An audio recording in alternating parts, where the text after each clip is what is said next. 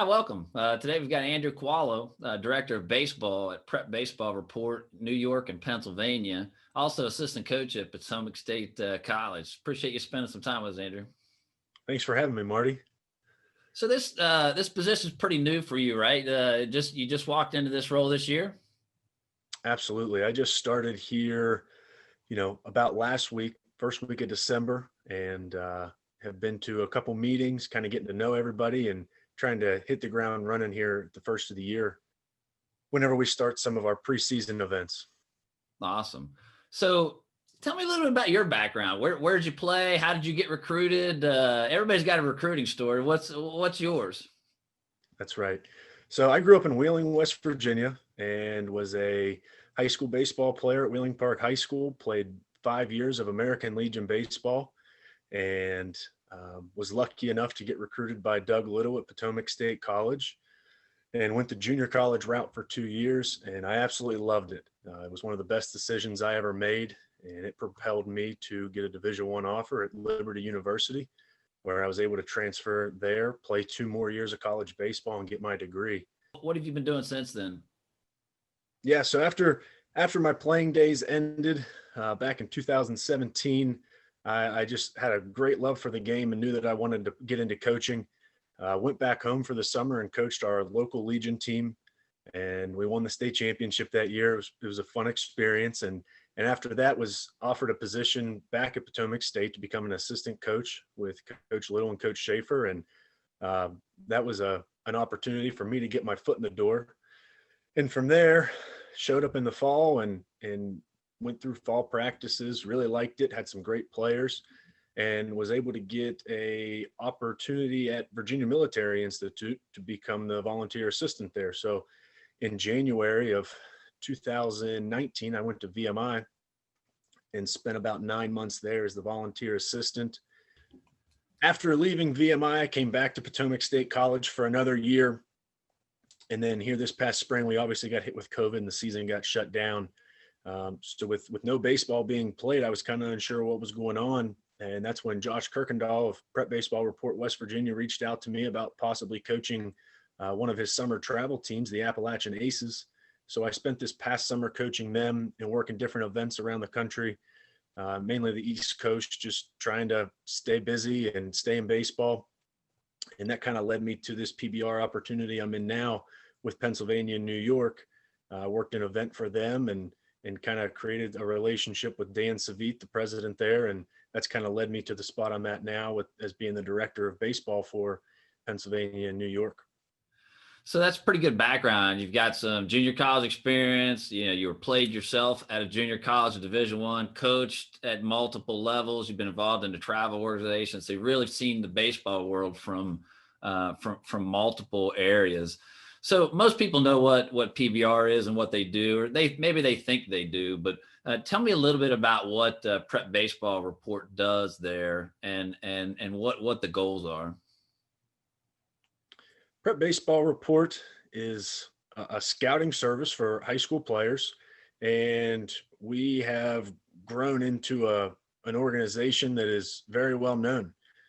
Between running events that college coaches can come to, we also have different partnerships that allow us to integrate technology as far as TrackMan and video and blast motion to collect data on different players. That's becoming very useful and popular in the college baseball recruiting areas. So those coaches can rely on us to be kind of the first people to see these players and give them an honest opinion and a backed up opinion on who the better players are out there, so they can make the right decision when it comes to signing players.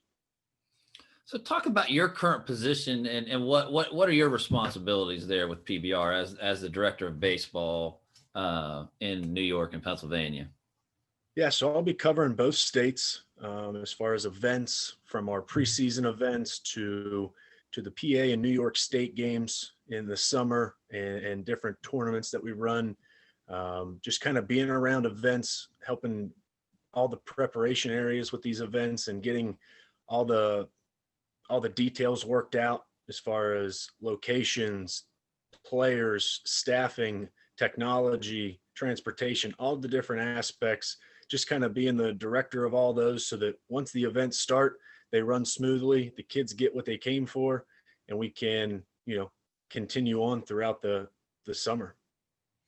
So you guys obviously do the events, the showcases. You've got different things going on. What kind of services do you offer in the recruiting area? Do you any recruiting education, or there? You mentioned some tools before. What's there for me outside of just, hey, going to an event? So we offer many different services along the lines of technology integration, video, and also just communication with college coaches. Our phones ring off the hook about players all the time, trying to find their next shortstop or their next left-handed pitcher. So, when we have the access with TrackMan and Blast Motion, we can get all those numbers and pass that information along to these college coaches. And players can go on and set up their profile on our website.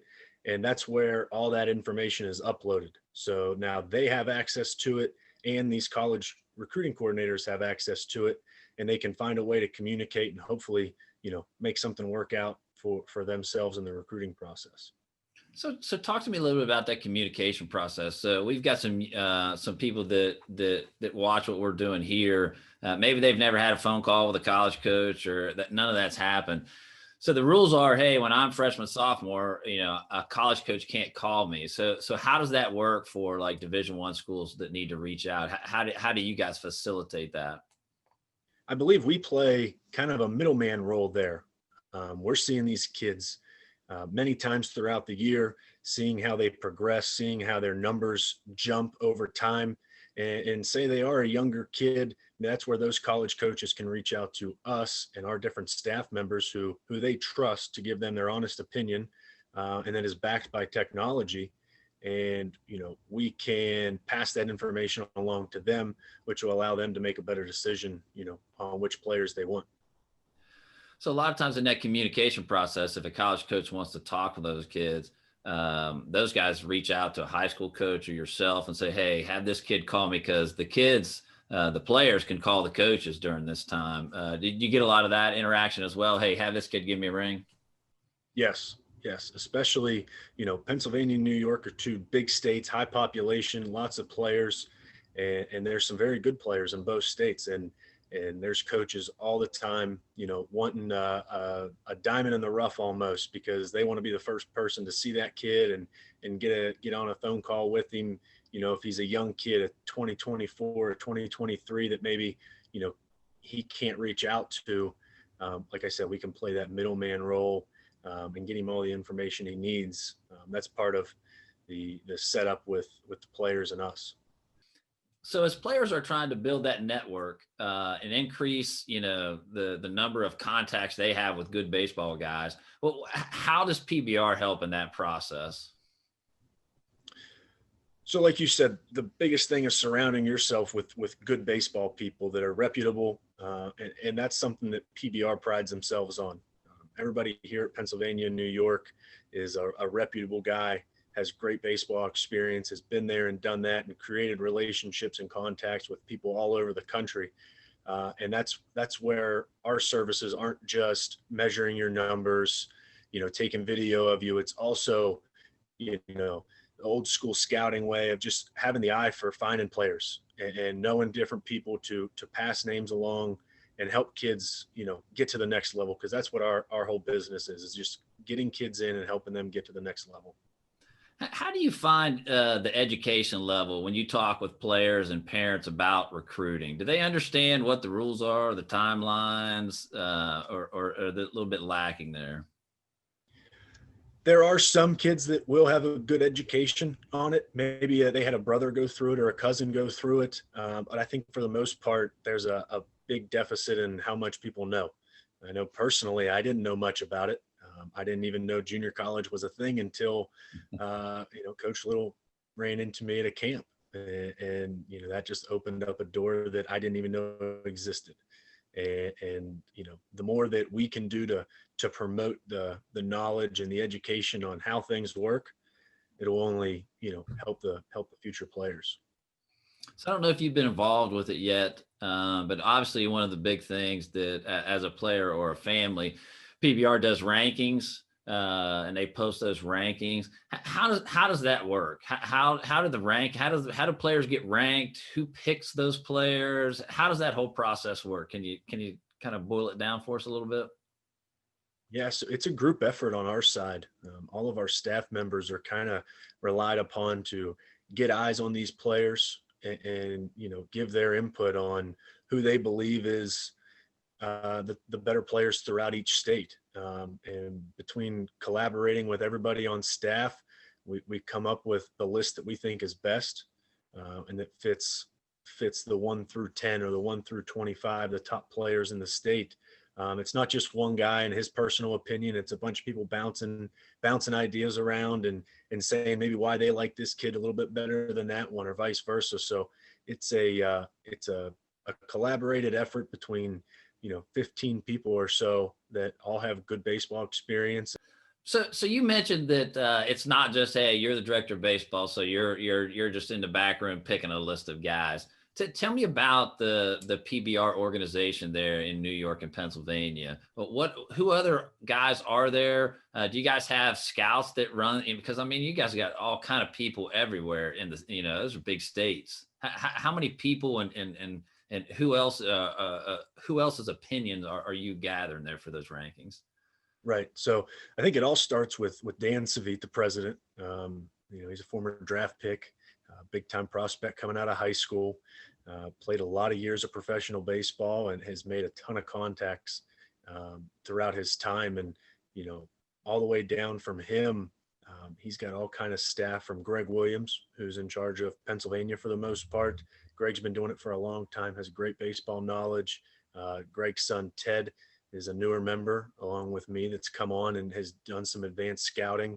We have Zach Guth, who was a draft pick out of Hartford Community College. He'd been signed to go to Houston and had played at Maryland. He's another one of our advanced scouts. So it just seems like Dan is picking good baseball background people to help, run his organization and help put out the best product possible. So how do you handle, let's say, like, because you guys got to do write-ups and stuff. So I go to a showcase or whatever, and let's just say I'm awful. How do you handle that in the write-up? Do you just try to make it positive? I mean, because everybody can't get like a great write-up. Right. So there is a good part of every single player. No kid is absolutely terrible at everything. Everybody's going to have an upside in some way. Whether that's on the offense or defensive side, it's good because there's somewhere for everybody to play. Whether it's Division 1, 2, 3, NAIA, junior college, there's no such thing as a bad player. If he wants to play, there's a place for him to play. So at no point would we ever knock a kid for being a little bit less talented. Like I said, there's somewhere for everybody to play, and playing college baseball is a privilege. There's only so many people that get to do it, and that's what we're here to help. We're going to be completely honest with coaches as far as the talent level and what they can bring to the table. And you never know, a kid who may struggle in high school could turn up to be a major leaguer someday. So you can't ever write a kid off. And that's one thing that I've always been a fan of, is just, always have hope in kids, because you never know what they could turn out to be. So what type of events does PBR offer? So it's kind of staggered throughout the year. Early on in the year, right after the first of the year, we run our preseason all-state events. And those are located in some of the bigger areas around both states. And those are almost like a qualifier for our bigger events later in the year, the Pennsylvania New York State games. So early on in the year, you would come to one of these preseason all-state events, and depending on how you do, put up numbers, play well, catch the eye of the right people, you'd be invited to the state games later on in the year, which are huge events, huge scouting events for all different levels of college coaches, Division 1, 2, 3, and junior college. This past year with COVID, coaches weren't able to be in the stands, but we still had about 140 coaches that were able to view all the players almost in a firsthand basis with live streaming events and different camera angles that we used. And that allowed for coaches not to miss a beat. It was probably easier for them just to sit in their offices and watch it on a laptop, and they could, still see the players nearly firsthand and make their evaluations. So on top of that, the different partnerships that PA has is BFA Live Sports. They're going to be almost running a play-by-play color commentating of all the events this summer. So it's going to be like the big leagues out there for these kids, and it's a big honor for them to make this event, and it's a huge opportunity for them to be recruited and get to the next level. So with the live stream, the COVID brought the availability of live stream to a lot of different places, and early on it was really bad. So it's nice to see some development where you got actually some play-by-play, you got different angles, you got that pro shot. So yeah, that'll be fun to watch. It is. It's cool to watch. They put the score, they put the teams, they talk about the kids, they do some research on every kid, know where he goes to high school. Maybe he's a two-sport athlete and is good at basketball or good at football. So they do a really good job, and it's neat. If parents can't make it or family want to watch, that's an option for them also, not just the college coaches. So it's something new, obviously, with COVID this year, but I believe it's here to stay. What about scout days? What are those? So scout days are run with different travel organizations around the areas. We reach out to them and offer them this service for us to come in and get numbers on all of their players. And that allows them to, maybe make a jump in velocity or, one of the measurables. And, the more times that they can get in front of us, it gives them a better shot to prove themselves. And that's kind of the whole point of being recruited is trying to prove yourself to people. So we come in and move around different areas, different locations, different facilities, and run these scout days where it's specific to this travel organization, and run through as many kids as they want and get numbers and measurables on them. And we're able to post those to our website. So then everybody can access them and see how the players are doing. So I imagine that also helps you build contacts with travel coaches and build those relationships. So as players come and go, you're kind of locked into some of those major travel organizations. Right. So we see a kid here in February at a scout day, and then that travel team comes to one of our tournaments this summer or this fall. There we get to see a kid about 5 to 6 months later where, certain kids will make a jump and maybe grow an inch or two in that 6 months. And that all adds to their resume. And that's just, different opportunities for us to see kids and make connections to help them pursue their dreams. Yeah, so I've seen some stuff where the MLB's got some interactions with PBR. Can you talk a little bit about what's coming down the pike with Major League Baseball? Right. So Major League Baseball just started the Draft League, which is a new league that's going to take over some former minor league affiliates. One here in Morgantown, West Virginia, with the Black Bears, where I live, and then all around, I believe, Pennsylvania, New York, New Jersey, in Ohio, and Maryland, and just some different teams. It's supposed to be the best players in the country, and they're going to try and use they're going to use PBR to promote it and scout it, because they trust our opinion, and we're near those locations. So it's still new. I'm trying to learn more information about it, but it seems to be one of the new up and coming things, and it's going to be fun to watch. I hope to make it out and get to scout some of these college players. So obviously showcases are kind of maybe some of the core work that you guys are doing. Walk me through a typical showcase day. What does that look like if I'm showing up for a showcase for the first time and I don't really know what to expect? Yeah, we normally have we'll use pretty nice facilities that can hold, as many kids as we need. You show up maybe around 9 or 10 a.m., register, and then we'll meet with you and just kind of explain how the day is going to go, and we'll get you all stretched out and ready to go. And then from there, it's normally a pro style workout. Most times you run your 60-yard dash first, and then you'll go into defensive evaluations from all different positions, and then move on to the hitting side. And depending on how many kids there are, it could be a longer day, it could be a shorter day. But we'll have all of our staff members there with all of our technology, and all the different tools that we need to run a successful event. And like I said, it could be anywhere from 2 to 3 hours to maybe 4 or 5 hours, depending on the amount of kids. Obviously, with COVID, I think there's going to be restrictions on how many kids we can have, but that's okay. We'll make it work and adjust, and have everything set up and ready for them when they get there. So if I'm a player or parent, obviously I want to come to events where there's coaches, college coaches out there. Do college coaches normally come to the showcases, and how can I know maybe ahead of time when I'm signing up, or how do I find out what coaches will be there? Right. So right now with COVID, it's tough. Obviously, Division One's still on the dead period, so they're not allowed to do any in-person activity.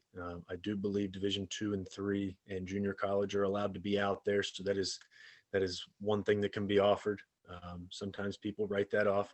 They shouldn't. Division Two and Three and junior college sometimes are just as good as those Division One, if not better. So yeah, we definitely will have coaches at events, as much as the restrictions allow us with each state. Also with the live stream, that's another huge event. So it's almost like having every single one of those coaches there. From what I'm picking up, I think coaches prefer the live stream. It's a little bit easier on them. Obviously, seeing a kid in person is a little bit different than seeing them on a video, but there is some value to the live stream for sure. When we can attach all the technology, the TrackMan information right there on the screen, coaches can get everything they would as if they were in person. So from showcases to the state games and all the tournaments, most of the time there's a live streaming going on, and that allows coaches to have access, as much as they want. So how many times, if I'm a family and I've got a player, how many times should I be coming to a showcase event, like a PBR event each year? What do you recommend?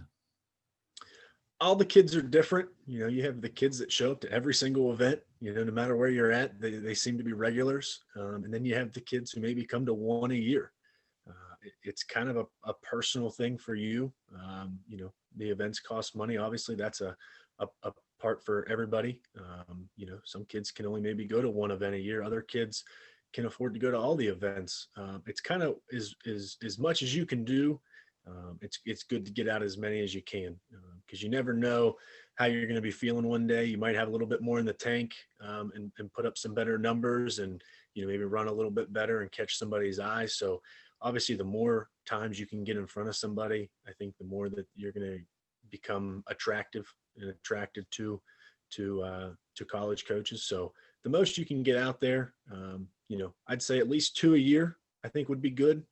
Maybe 4 or 5 months apart, just to kind of see how you're progressing over time and make sure that what you're doing in your downtime and your off season is working for you, because the high school age and even early into college age are big development years where kids are still growing and developing, strengths and that they never had before. So if a kid's 15 and we see him one time, we don't see him again until he's 18. He could have grown a whole foot and put on 50 pounds and turned in from a little boy to a man. So, you never know. So if I'm just starting out, let's say I'm middle school, maybe freshman in high school, is there a particular event that I should start with? Yeah. So not only do we have the PA state games and the future games, there's also the junior future games and the junior PA state games, which is just the younger aged kids, the middle school and early high school age kids, so that they can come out to events and kind of get a feel for how the events run and the different things that go on and how you need to prepare yourself, so that when it is time to hit those really valuable years, those sophomore, junior years, they're ready to go and they have some experience. So we have events for all ages, and we're able to, do all the same technology that we use with the older guys with some of the younger guys to start to create some of those measurables and help these kids kind of reach goals that maybe they set for themselves. So what about on the national stage? Let's say, hey man, I'm a legit player. You've talked about the state games. What do you have on the national level that can get me some exposure? The Super 60 is the biggest one. It's getting ready to happen here soon. It's one of the biggest events. Some of the best players in the country attended each year, and to set your goals that high to go to that, that's great. With only 60 kids in the whole country getting to go to it, unfortunately the odds aren't in your favor. But that's the big national event that they run every year. Normally about a kid from each state, maybe a couple kids from each state get to attend. It's an invite-only event, and they blow it out. It's a huge event that, most of the kids are committed potential draft prospects. So that's the big national event, on top of our national tournaments that are, played with elimination brackets and a true winner that gets a trophy at the end. So we've talked a little bit about the showcase side of it. PBR also offers tournaments. So talk to me about the tournament side of it and travel baseball. Yes, so we offer two different types of tournaments. One would be a showcase style tournament where it's just 3 to 4 games over a weekend.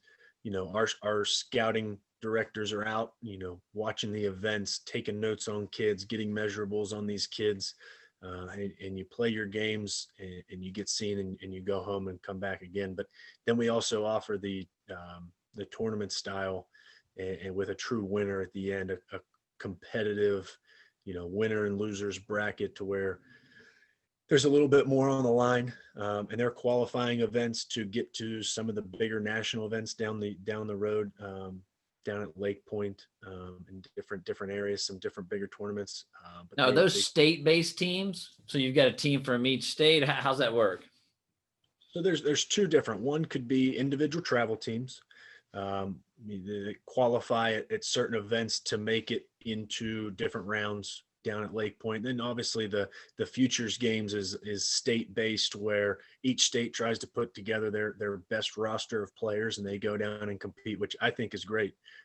That's neat to watch because you truly get to play the best against the best and see which states can really hold up on their end.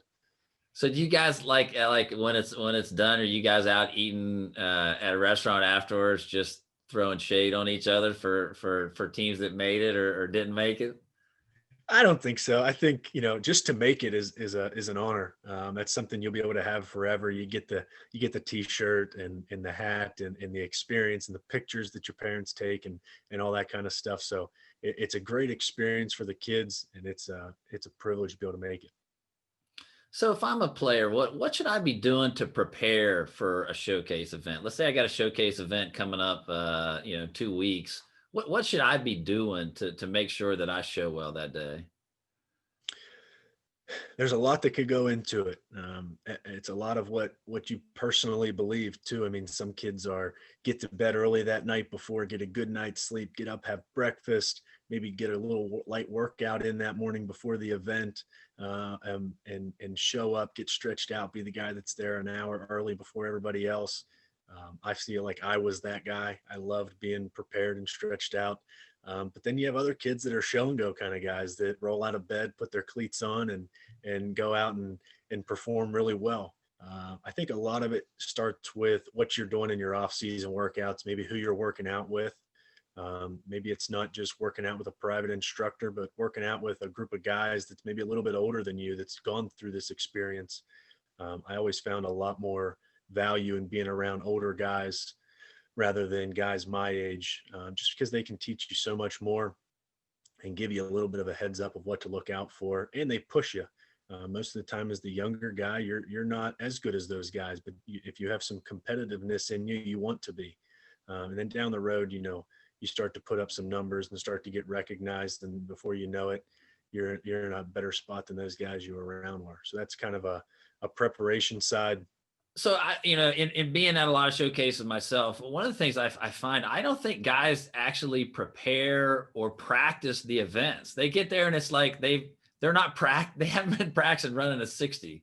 So whether you're fast or not, man, if you're not practicing trying to get some exit velo or practicing, that throw across that infield in that type of event to try to get, a little bit of juice and get your velocity up.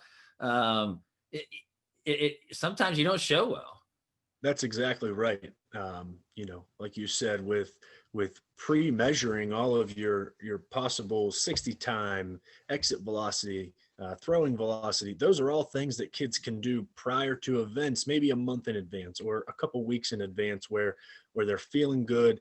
Get out there and just see what your numbers are. At that point, it doesn't really matter. But then once you show up to the event, you have a little bit more adrenaline going that day. You're a little bit more excited. That's when numbers start to jump a little bit, especially when it's warm out and guys' muscles are loose. So, getting some numbers on your own at home or at your local facility would be huge. That way, when we do post all of the data, you can go in and see how well did I do compared to what I did a week ago or a month ago, and continue to progress, hopefully, over the course of a year or 2 years. So obviously you guys are taking a lot of measurables. You're seeing a lot of numbers. One of the first things we tell players to do is to try to assess their abilities. Hey, what level do I think I can play at? That way they're not wasting their time and effort, trying for schools that they can't get into. Can you talk a little bit, maybe position by position, as to what the measurables are that you're seeing for different levels? And maybe let's talk like right-hand pitchers.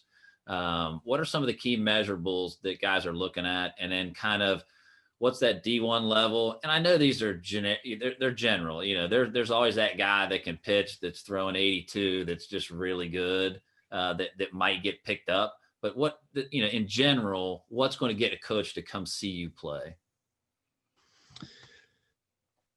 I guess velocity obviously would be the number one. That's kind of an old school thing. That's kind of what everybody's been based off of for the longest time, is velocity. Even back when the radar guns were a big box and almost looked like a megaphone, even to now the big time advanced radar guns is a big measurable as your pitching velocity, obviously. And the magic number, I feel like, for everybody is 90. That may be a reachable goal for you. It may not be. But for the most part, upper 80s to low 90s is going to get you some attention from Division I schools, whether it's Power 5 or mid majors. And at the same time, there's Division II schools that are stealing guys that are in the low 90s. So it's just kind of a luck based sort of thing. Who sees you? How much do you get out there? How much are you promoted? Who puts you out there on Twitter? A lot of different things that go into it. Obviously, the velocity is a big one. A new one that's kind of taken over is the spin rate, which is able to be measured with different technology, TrackMan, and the different radar guns nowadays. But high spin rate guys are kind of becoming popular and sought after. It's a big thing in the big leagues right now, and obviously that seems to be a trickle down effect throughout the lower levels of baseball. So the more that, the lower levels of baseball can integrate technology to figure out spin rate and how to use it effectively, that's going to get kids opportunities. What about measurables on that for that left-handed pitcher? What are you seeing guys at the different levels?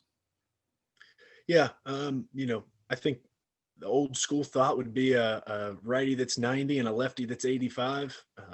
That could be the case. It could be reversed. But as far as left-handed pitchers, they obviously are sought after. I think height is a big thing with left-handed pitchers. Long levers are big for whether you're a righty or a lefty. But I think tall left-handed pitchers are very, very sought after. But as far as velocity, mid to upper 80s is good. Obviously, there's going to be the guys that are a little bit lower that are effective, like you said. But, obviously the higher level teams are going to go after the harder throwers and the higher spin rate guys and the bigger athletes. And it just kind of trickles down from there.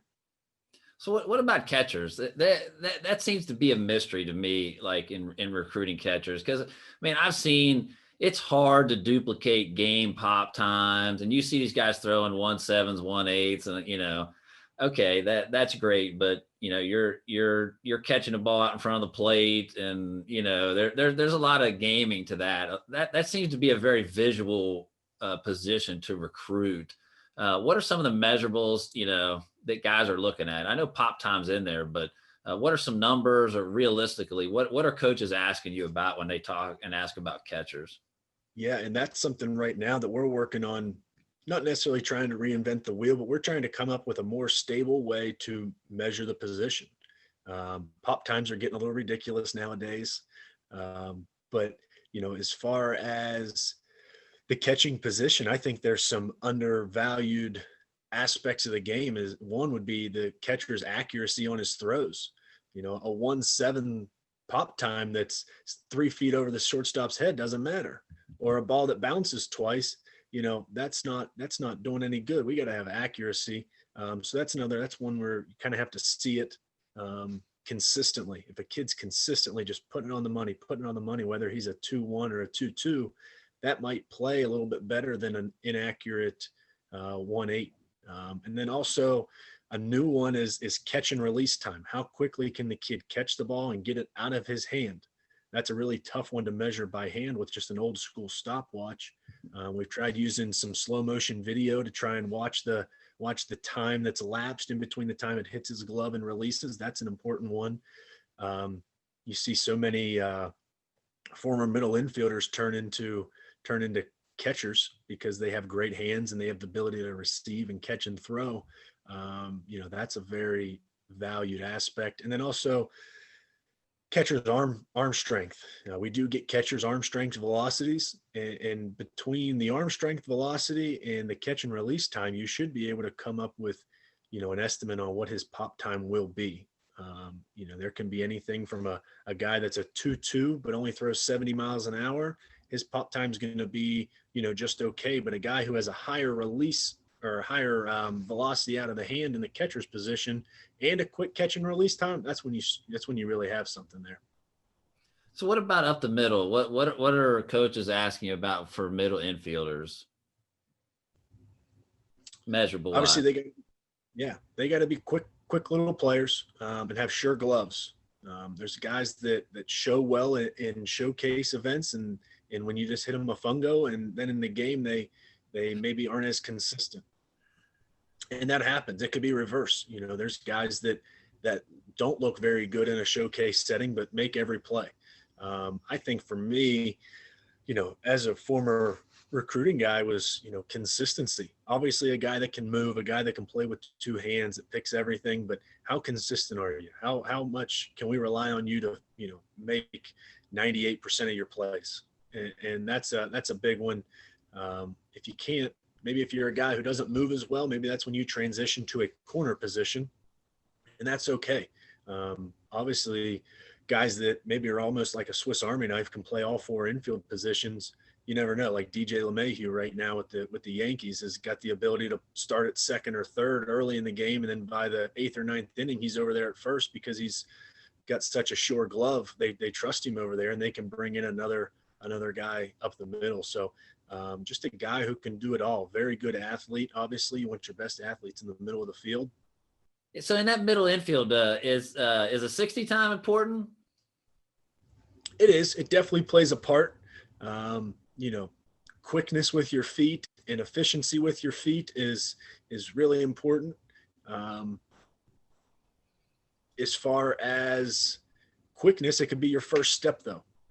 There may be guys that are maybe only a 7-0 on their 60, but have a great first step and can get a good read and a good angle on that ball, and they maybe make the play over a guy who's got a slower first step but may run a faster 60. So it's kind of a give and take there. But like I said, obviously the faster player is gonna be a little bit more sought after. What about on the corners? What when a coach calls you up, say, hey man, I need a third baseman or a first baseman. What are some of the measurables they're looking for there? Yeah, I think a guy that can swing it to play the corner positions.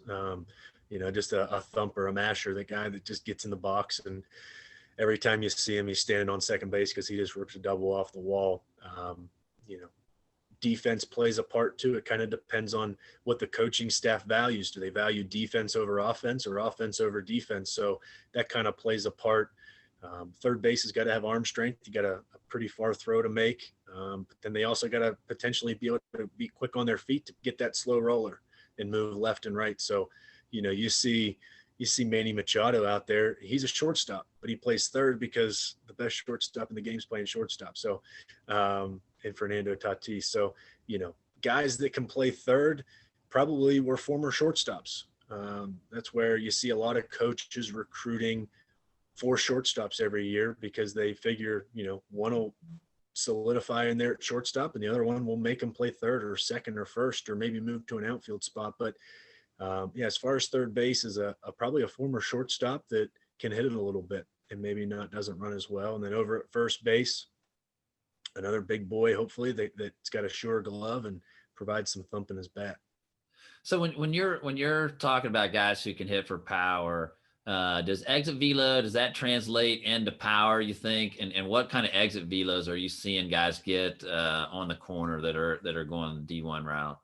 Yeah, it definitely does. Obviously, the harder you hit a ball, the further it should go. So, yeah, for a Division I guy, I'd say mid to upper 90s and maybe even creeping into the low 100s. I've seen some different Division I schools put out their exit velocity numbers, and they've got guys hitting balls close to 110 miles an hour, which is unbelievable. But for a high school kid, if they're around 100 miles an hour, that's going to be an eye catcher.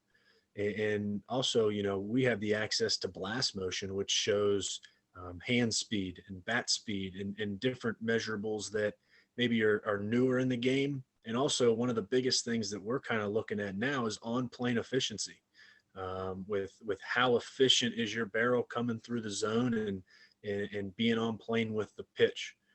If a guy has a high on plane efficiency and a high exit velocity, he's going to run into a lot of balls, and that's one at a lot of places. So what about in the outfield? Guys looking to fill a spot out there, coach calls. What are they asking for, measurable wise? Yeah, so center fielders run and throw and catch everything like a wide receiver out there. Guys who are reliable. Maybe a former football player or a former basketball player or 2-sport athlete that's got some athleticism out there. Maybe on the corner outfield spot, maybe like we said with the corner infielders, maybe a big bat that's got the ability to train himself to get good reads on balls and become a solid defender. But in the middle of the field, you got to have an elite defender, whether you're talking about the center fielder, the shortstop, or the catcher. But then when you move to the outfield spots, the corner outfield spots, maybe somebody who still runs well, but can provide you a different offensive production as far as average or gets on base or scores a lot of runs. Man, I could tell you, as a former pitcher, I hated that guy they put out there in the outfield that was a great hitter that cost me, doubling the gap or man. I mean, I know we got to get runs, but man, as a pitcher, I was like, man, put someone out there that can catch the ball. It's funny. That makes me think of, putting like you said, a guy out there who maybe doesn't belong out there and he makes this diving catch and everybody's cheering for him. But if it was your regular left fielder, he'd have made it standing on 2 feet. He'd have been. Yeah, that's good. So, I mean, and I'm sure when guys call, are they looking for measurables? Or are they looking for your eye to give them, hey, here's some good guys you need to look at? Or are they calling, hey, give me all your 95 plus exit velos, give me your sub 6.8. How are coaches asking for that information? Yeah, it's a combination of both, as far as combination of our eye exam and, adding in the measurables. Obviously, if a 23 or 24, is sitting mid to upper 80s, there's not much to see there other than looking at his velocity. But maybe if he's an older kid that doesn't have that big velocity jump, how well does he pitch? Does he just get guys out and you don't know how? It can go from looking at measurables and also taking opinions of our staff, and everything in between. So what kind of timelines are you seeing for guys? I mean, I'm getting ready to interview a kid that signed in eighth grade, or not didn't sign, but committed in eighth grade. And I've got guys I work with that one guy, he got a D1 scholarship after the summer after his senior year in school. What's the norm? Because everybody gets excited. They see guys on their travel team. Hey, this guy's committing, this guy's committing. Kind of walk through the Power Five guys, the regular D1s, and then everybody else is kind of somewhat in a similar pool. But what's the recruiting timelines at the different levels? Yeah, it seems to be getting earlier and earlier. It's funny being coming from a junior college and, recruiting kids there. We recruit 1 year at a time. So whatever year that senior class is, we're on those kids. Maybe we have an eye on a kid a year in his junior year, but for the most part, it's just the seniors. As far as Division II and Division III, I think they kind of play along that same timeline. They maybe recruit a year or two out at the most. And then when you get to the Division I schools and even the Power Fives, they're recruiting 3, 4, and maybe even 5 years out, like you said, which, great for those kids. They've obviously proven themselves in some way to those schools. And it's a big accomplishment. And, everybody's got a different path. Some kids have to go to junior college for 2 years to get that opportunity. And some kids are getting it in eighth grade. To say that there's one way to do it, it would be foolish. There's different stories for everybody. I think one of the greatest stories is the story of Billy Wagner, who was a Division III player and, was 80 miles an hour at the most, maybe coming out of high school. And now he's up to 100 in the big leagues, is one of the best closers of all time. It's wild. You never know what you're going to get with kids as they grow up over time. So we talked about video earlier. How important is video in the recruiting process, and how has that? What types of videos should guys be putting together? So obviously kids can make videos on their own. Unfortunately, sometimes when you see kids make it on their own, it's their dad hitting them ground balls on a field that the grass hasn't been cut in 2 weeks, and it just doesn't look the greatest. Or a couple swings in a cage with a falling down L screen and 5 balls. It is what it is. You got to do what you got to do. But that's one thing that we do offer is the video integration is posted on these kids' profiles, and it's good video. It's done but with professional cameras and some high level guys that know how to make these videos to look good. Obviously, we run it at good facilities and nice places. So, the better the video looks, that plays a part. But also the length of the video. Nobody wants a 5, 6, 7 minute video. Keep it under a minute. Keep it short and concise. Throw a couple of swings in there where you barrel a couple balls up, some good ground balls, show your athleticism, moving left and right. If you're a catcher, maybe have a radar gun, show how hard you were throwing. And pitchers get some different angles. There's a lot of kids out there who don't have the opportunities to come to PBR events, but they still make videos and they still find a way to get recruited from making a homemade video. So tell me, what's a typical day look like for you?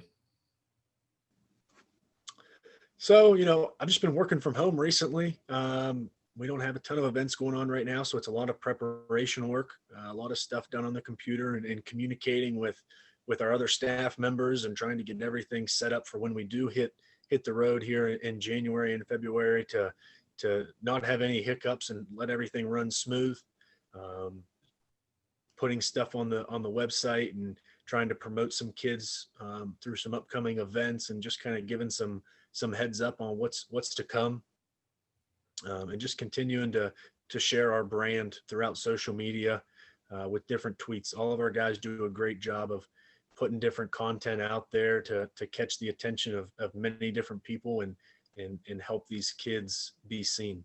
So do you guys offer any type of help for, let's say you got a family that's maybe hurt by COVID or just financially just can't maybe attend some of the events or do some of those things? Do you guys have opportunities or scholarships or different things like that for underprivileged kids? Yeah, so that's something we're kind of transitioning into and looking into. Obviously, everybody's got different situations, like I said earlier, and you know, I feel that I was raised by a single mother, and we didn't have a lot. I never went to a PBR event in high school. We just didn't have the money to do it. So obviously, there's kids in those situations, and I have a soft spot for that, and I'm trying to push for it to possibly help some of those kids, to where we can partner with different companies to help fund that and help maybe cover the cost for a kid who really deserves to be in an event, but for whatever his situation is, just couldn't seem to make it happen. If you had to give a couple pieces of advice, so I've got a middle school, maybe a freshman, sophomore kid, I'm a pretty good player. What should I be doing now in the recruiting process? Get with good people, work out daily. If you truly want to play college baseball, you got to start preparing for college baseball. And I don't know how much these kids realize it's a 7-day-a-week job, and it's an enjoyable job if you're bought in and you're dedicated. So kind of just start to teach yourself what it's like to go through it, at an early age. And I said earlier, get around good people, get with some of the older guys in your town, and just do as much as you can. The guy who works and works and works seems to find a way to the top by the end. So it's a fun, enjoyable ride, to work out and to continue to see yourself gain and gain and gain and create opportunities for yourself through hard work. Great. Andrew Kowalo, director of baseball, prep baseball in New York and Pennsylvania, trying to make some noise in the recruiting world up there. Hey, buddy, I appreciate your time and look forward to talking with you in the future. Thanks so much for having me, Marty.